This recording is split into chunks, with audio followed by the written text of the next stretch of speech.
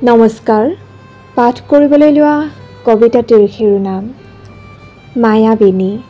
কথা গুণদিতা ৰাভা। পাঠ দীপশিখা ৰাজকোঁৱৰ।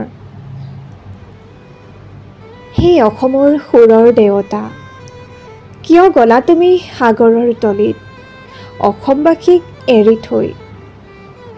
অসমখন এতিয়া হ'ল আধৰুৱা, আহা না আকৌ উভতি তোমাৰ মিঠা মিঠা গীতবোৰ শুনাবলৈ। আকাশকো গাত ললা, সাগৰৰ তলিতে শুলা, কিন্তু সেয়া বিদেশৰ সাগৰ। ব্ৰহ্মপুত্ৰ হোৱা হ'লে চাগে পুনৰ উভতাই দিলেহেঁতেন। ৰোণজনেও নুপুৰৰ মাত বন্ধ কৰিলে, কামৰূপীয়া ছোৱালীজনীয়েও মৰম চেনেহ নুবুজা হ'ল।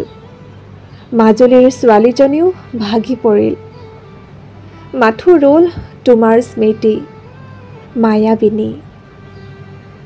তোমাৰ আত্মাৰ শান্তিৰ বাবে গালো মায়াবিনী, কিন্তু এতিয়া চাৰিওপিনে মায়াই হৈ ৰ'ল, মায়া মাথো মায়া। ধন্যবাদ।